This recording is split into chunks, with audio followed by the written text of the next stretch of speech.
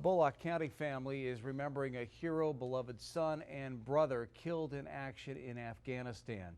Sergeant Bulloch Chavers of the Georgia National Guard died when an IED exploded Monday. He was assigned to the America's Company D 2nd Battalion, 121st Infantry Division.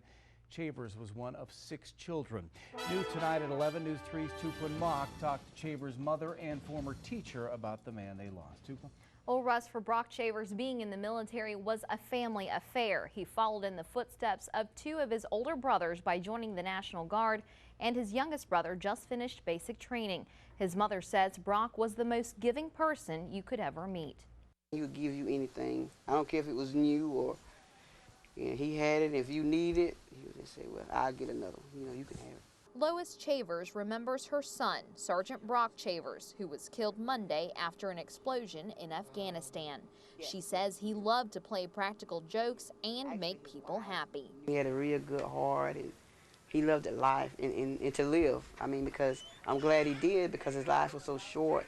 And if he hadn't lived, you know, it would have been harder, but I know Bulloch enjoyed life. She says the outpouring of support from friends is helping her grief. So many people, you know, ask me what can they do and tell me about Bulloch and what kind of person he was. And I mean, it's just overwhelming because I knew we loved him, but, you know, I didn't know that they loved him too. One of those friends is Bill Rogers, who taught Chavers in the junior ROTC program at Portal High School. He was an outstanding young man. He was one of my leaders. He volunteered for additional duties.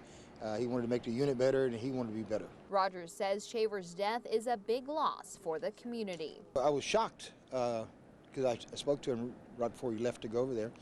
And it just, first it's disbelief, and I'm thinking, you know, it can't be. With 3 other children in the military, Lois Chavers says she's trying to stay strong. I'm hoping they come back safe, but if they don't, I just ask the Lord to make me strong, you know, to deal with it, because I'm not the only one. It's a lot of other parents, you know, families that's going through the same thing.